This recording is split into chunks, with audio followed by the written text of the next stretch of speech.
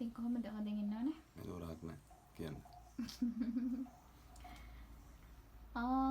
යාළුවෝ අතර තියෙන බොන්ඩ් එක ගැන මොකක්ද හිතන්නේ? මේක නේඩේ යාළුවෝ අතර තියෙන බොන්ඩ් එක කියන්නේ ඒක අර සහෝදරයෝනේ. දැන් යාළුවෝ කියන්නේ ළඟම ඉන්න සර්කල් එක ස්මෝල් සර්කල් එකක් නේ. දැන් අපි දැන් වයස වැඩි වෙන්න අපේ සර්කල් එක පොඩි වෙනවනේ. දැන් අපි පොඩි කාලේ ආස්ටේ කරපු යාළුවෝ අපිට එන ඩිටේල් පස් ගම්පා ක්ලාස් එකක් දීලා යාළුවෝ සෙට් එකක් හිටියා. එහෙම යාළුවෝ දැන් අපි කොහෙ ගියත් අපිට යාළුවෙක් ඉන්නවා ලංකාවේ. දැන් අර ඒ වගේ එකක් තියෙනවනේ. මේ යාළුවන්ගේ බොන්ඩ් එක කියන්නේ ඒක එහෙම නැති වෙලා දැන් අපි වයසට යන්න අපේ ස්මෝල් සර්කල් එකක් නෙදින්නේ. පොඩි සර්කල් එකක් තියෙනවා. ඉතින් මේ බොන්ඩ් එක කියන්නේ අර සහෝදරකමක් වගේ එහෙම එකක්. ඉතින් ඒක ඉතින් බොක්ක කඩන් ආවා වගේ තියෙන්න ඕන.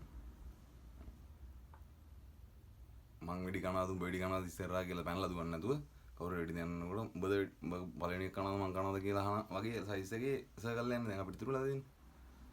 දැන් එහෙම දුවන එහෙම දුවන්නේ නෙමෙයි මං කියන්නේ සාමාන්‍යයෙන් උදාහරණයක් ගත්තේ.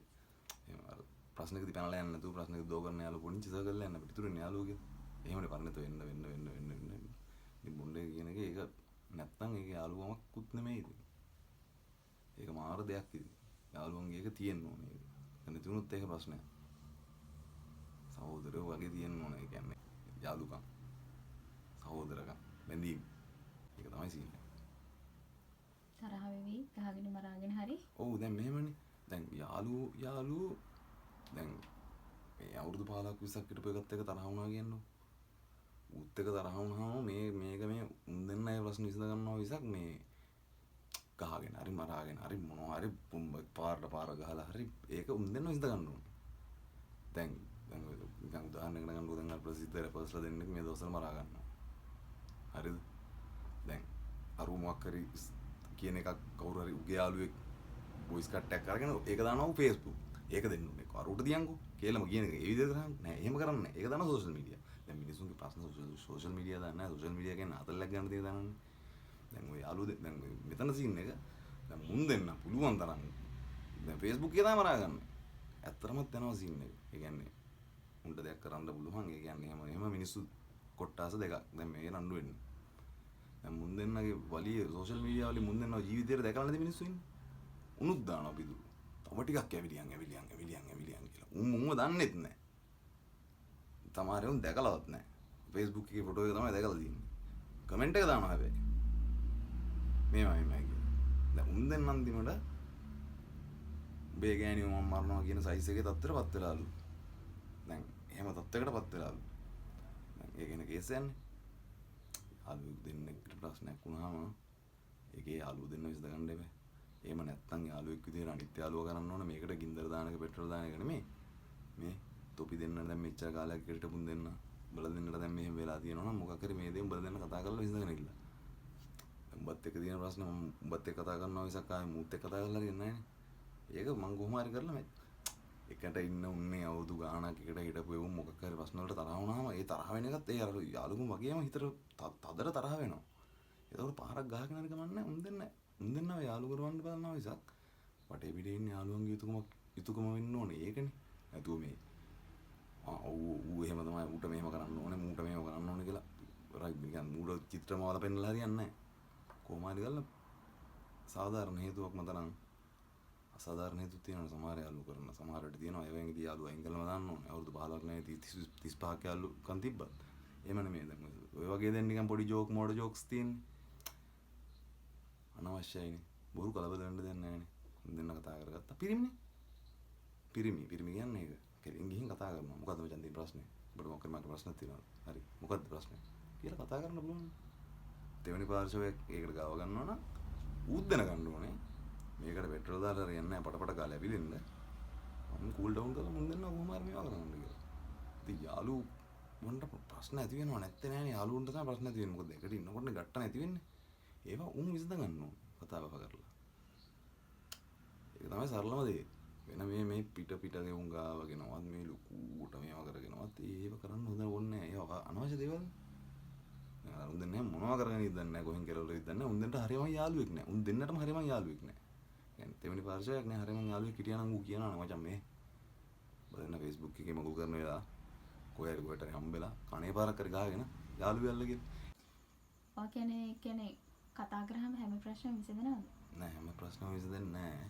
ගොඩක් ප්‍රශ්න කතා කරලා විසඳ ගන්න පුළුවන්. කතා බහ කරන්නේ නැතුව ප්‍රශ්න විසඳන්න බෑනේ.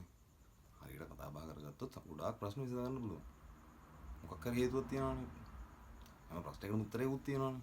ඉතින් යාළුවෝ දෙන්නෙක් නම් අවුරුදු ගාණක් යාළුවෝ නම් මුන්දැනට ඉතින් මොනවා හරි දෙයක් කතා කරගත්තොත් ඉතින් ප්‍රශ්න ගොඩක් විසඳෙන්න පුළුවන්. සමහර ප්‍රශ්න විසඳන්න බෑ. ඒවා යාළුකම් අතරින්න ඕනේ. එහෙම ඒවා තියෙනව නැත්තේ නෑ. ඒ වුණාට ගොඩක් ප්‍රශ්න 90%ක්ම මං කියන්නේ 90%ක්ම කතා කරලා විසඳ ගන්න පුළුවන් ප්‍රශ්න. යාළුවෝ කියන්නේ ඒකනේ. නැත්තම් යාළුවෝ නෙමෙයිනේ. එහෙම වෙන්නේ නෑනේ. දැන් ඔය අපිට ඉතුරු වෙලා තියෙන උන් ටික ඉන්න උන් ටික දැන් ඒ වුන්නේ මරා ගන්න. පොඩියට නෙමෙයිනේ. අන්තිමට කෙලින්ම මිනිමෙරුම් දක්වා යනවනේ සමහර සිද්ධි.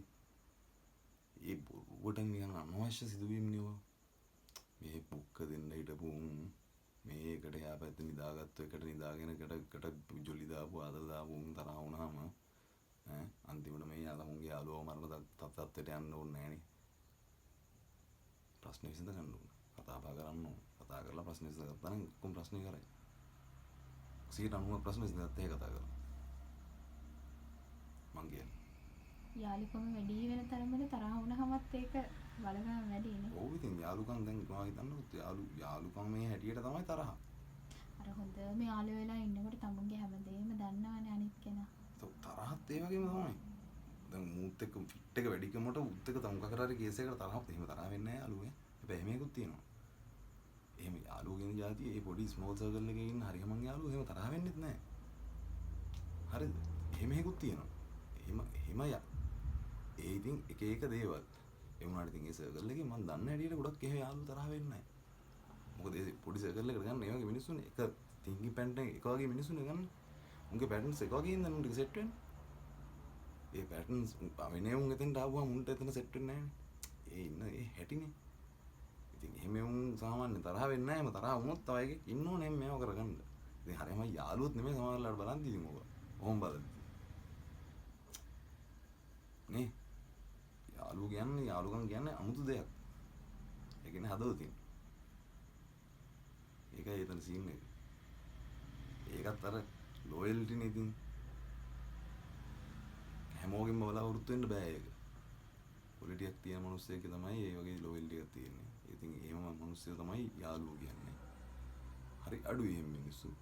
ඉතින් තමුන්ගේ තින්කින් පැටර්න් එක හැටියට තමුන්ගේ පැටර්න්ස් වල හැටියට තමයි තමුන්ගේ යාළුවෝ අන්තිමට ඉතුරු වෙන්න අන්තිමට පෙට්ටියට කරගන්න අතර දෙනා ඉතුරු වෙන්න එහෙම තමයි. බොක්ක දෙන්න වෙඩි කන්න හරි ගමන්නේ ආ මං කන්නම් ඉස්සර ඔබට කොහොමද දිනවනේ බං මෙහෙමයි කියලා.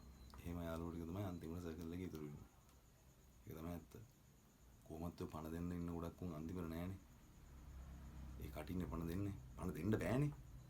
දෙන්න පුළුවන් දෙයක් නම් ඔය කියන්නේ නෑ. දැන් පණ කියන જાතිය දෙන්න බෑනේ. ඒකයි කියන්නේ. හරි? එහෙම උන් නෑ. අර වගේ උන් ටිකක් ඉන්නවා පොඩි අතලොස්සක් ඉතුරු වෙනවා අන්තිමට. ඉතින් උන් මේ ප්‍රශ්න දාගත්තාම එව්ව නම් ඇත්තටම ප්‍රශ්න දාගන්න ඕනෙත් නෑ උන්. කතා බහම කරලා විසඳ ගන්න පුළුවන් දේවල් ඒවා. ඒ කියන්නේ උන් අතින් ඉතින් එහෙම දේවල් වෙන්න දෙයක් නෑ නේද? එහෙම වෙනවනම් ඉතින් උන් වැඩි අලුත් නෙමෙයි. මම කියන්නේ පොඩි සර්කල් එකේ ඉතින් ප්‍රශ්නයක්වත් ඇති වෙන්න ඕනේ නෑ. මතභේද ඇති වෙනවා. එකෙක්වත් එකෙක් කියනවත් දෙයකට එක නෑ. ඒකනේ ඒ සර්කල් එකේ ආතල් එක. ඒ සර්කල් එකේ උන් එකෙකුට එකෙක් පැටර්න්ස් එක වුණාට හිතන ආකාර ටික එක එක විදිහට එහෙම වෙනවා. ඒක සාමාන්‍යයි. මේවා මේ අසාමාන්‍යයි. ඉතින් මේවා ඉතින් සාමාන්‍යයෙන් කවුරු හරි තව යාළුවෙක් ඉතින් චෙක් කරලා දාන්න ඕන දේවල්. ඒකයි. ඒකට දේවල් කතා කරලා ඉඳ ගන්න පුළුවන්.